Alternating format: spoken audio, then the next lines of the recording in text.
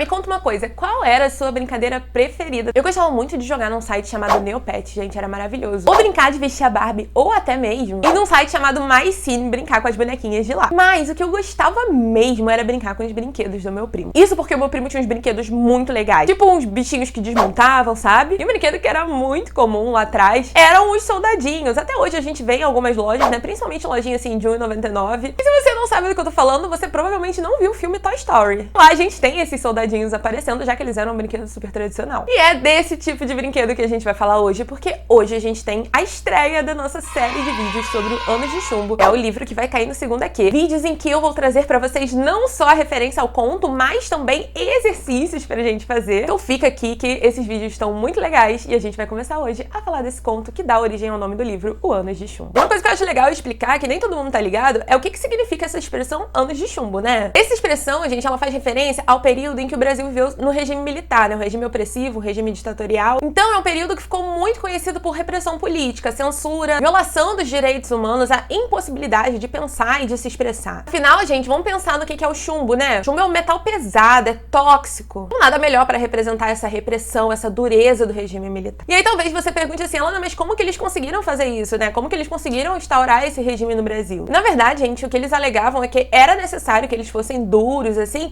para combater a ameaça comunista. E, obviamente, garantir a ordem, a disciplina no Brasil. Isso é importante porque esse conto vai trazer uma referência a essas palavras, né? Só que, gente, na verdade, não era isso que acontecia, sabe? Quando a gente pensa nesse período e quando a gente vê documentos sobre esse período, porque é assim que a gente analisa a ciência, é com ciência, pode questionar a ciência desde que você faça isso com ciência, desde que você tenha provas, documentos para aquilo. Tudo é possível de ser questionado, gente, inclusive se a Terra é redonda, mas desde que você faça isso com ciência, você pegue documentos, provas que mostram aquilo. E não vozes da sua cabeça, como a gente vê por aí, muita gente dizendo, ai, não houve ditadura militar no Brasil, não houve tortura, isso aí é a coisa da esquerda. Ai, gente, por favor, né? Você vai fazer a prova de vestibular, não caia nessa. Então o que a gente viu nesse período, na verdade, foi a violação dos direitos humanos, a perseguição política, a censura, até as liberdades que a gente tinha, as liberdades civis, elas foram suprimidas. Então o que a gente vai ver é uma sociedade brasileira que vai viver sob a constante sensação de medo, sabe? Por estar extremamente oprimida e oprimida das formas mais violentas possíveis. Então, quando esse período acaba, né, esse período sombrio que a gente viveu no Brasil, aí começa a aparecer a expressão Anos de Chumbo pra fazer referência a ele, e é a expressão que vai ser usada aqui. E aí, qual que é a história desse conto? O conto Anos de Chumbo vai falar de um menininho, e ele vai ter um amigo, que é o Luiz Haroldo, e ele vai brincar muito com os brinquedos do Luiz Haroldo, igual eu brincava lá com os brinquedos do meu primo, sabe? E as famílias, elas também têm uma relação de proximidade, porque o pai do Luiz Haroldo é militar e o pai do nosso protagonista também é militar. Então são duas famílias que convivem, só que eles estão numa relação diferente, porque o pai do Luiz Haroldo, ele tava numa hierarquia superior, né? A gente sabe que na área militar tem essa questão da hierarquia. Então, esse menino, vocês imaginem, né? No conto a gente vai ver que ele tem um problema na perna, então a mãe não deixa muito ele sair. E ele não tem brinquedos tão legais, igual eu, que não tinha brinquedos tão legais quanto meu primo. Ele vai começar a esconder esses brinquedos e roubar alguns soldadinhos, porque ele gostava muito, gente,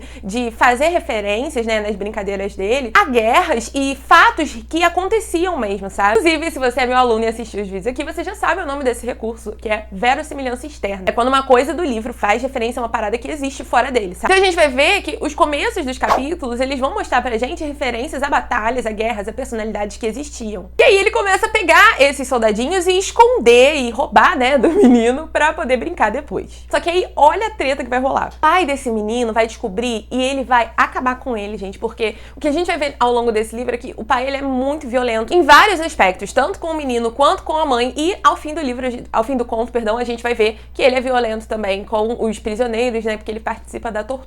No final do conto, ele vai ser bem expressivo e a gente vai falar sobre ele daqui a pouquinho. E a gente pode fazer uma relação bem forte com essa violência, sabe? Mas aí o que vai acontecer? Depois desse fato, os meninos, eles começam a se afastar, eles já não começam a brincar tanto juntos. E o nosso protagonista, ele vai ficar meio tristinho, né? Porque ele gostava muito daqueles soldadinhos. E aí, gente, o pai do Luiz Haroldo, ele vai dar de presente pra ele soldados muito melhores, de uma qualidade muito superior. E isso começa a inquietar a gente. Por quê? Porque a gente vai ver que o pai do Luiz Haroldo, ele tá cada vez mais próximo da mãe do nosso protagonista, enquanto, por outro lado, ele tá cada vez mais afastado do pai e do menino, né? Eles não estão mais brincando juntos. E aí vocês me entendem, né? O que tá rolando aí. É uma representação do adultério, né, gente? Isso já é muito simbólico pra gente nesse conto, por quê? Porque a proposta dos militares não era trazer a disciplina, a ordem, o progresso. Vamos pensar aí nesse conceito que a gente vê tanto da família tradicional brasileira? E aí a gente tá vendo essa cena, né? E a mãe, muitas vezes, ela vai falar mesmo, com todas as letras, que o pai é um otário. Então a gente tá vendo que a mãe do nosso protagonista, ela vai começar a ter relações com o pai do Haroldo. E aí a mãe do Haroldo, né, que ia muito lá na casa deles, né, eles conviviam juntos, tomavam chazinho juntos, ela vai parar de ir pra lá, ela vai deixar de ir pra lá, porque óbvio, né, gente, o marido dela tá traindo ela com outra mulher. E aí, gente, o nosso protagonista, ele vai cada vez mais descobrindo aí essa traição, porque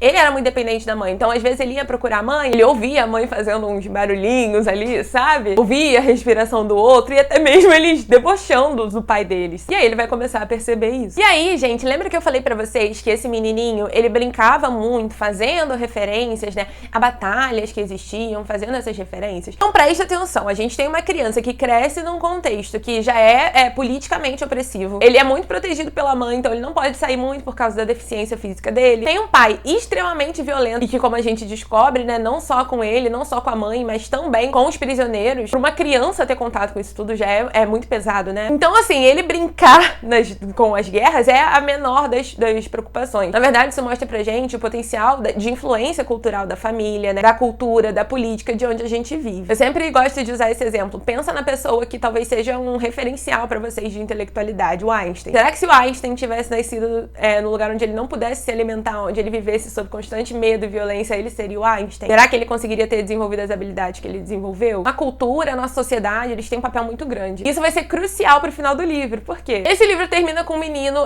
brincando ali com os fósforos, né? Fazendo essa guerra com os fósforos, de brincadeirinha. E aí vai pegar fogo num pedacinho de tecido e ele vai sair de casa pra tomar um picolé. Picolé de limão. Eu gravei porque eu adoro picolé de limão, gente. Amo, amo, amo. E aí ele sai, vai tomar o seu picolé e a casa pega fogo. E ele diz ter visto, né, o que pareciam ser os pais dele na janela enquanto essa casa estava pegando fogo, e o conto termina aí. Então é legal, gente, da gente pensar quanto de mensagem que tá implícita aí nesse contexto. Porque tudo isso que o pai fazia teve uma consequência pra ele, né, que morreu queimado. E teve uma consequência das mãos de uma criança. Então tem uma mensagem muito clara aí, né? E a cena chega a ser hilária, né, no sentido tragicômico, no sentido sarcástico. Porque você imagina, né, um menino tomando seu picolé, andando pela rua, lá, enquanto a casa está pegando fogo e os pais estão queimados ali dentro. Então é um conto bem legal pra gente pensar sobre esses impactos. Aliás, isso é uma coisa que tá nos 3 livros que a UERJ cobrou, né? E é interessante da gente pensar como que essas coisas têm um impacto muito maior do que a gente imagina. E o que eu quero saber é o seguinte: vocês estão preparados para o nosso exercício? Então pega lá sua caneta, seu lápis. E aí, essa questão, gente, ela faz parte do nosso e-book de questões. Sim, eu tenho um e-book de questões baratíssimo. E eu tô postando esse vídeo antes da divulgação do e-book. O e-book vai sair no dia 29 de julho. Então, se você tá vendo esse vídeo depois do dia 29 de julho, o link já tá na descrição, já tá aqui nos comentários.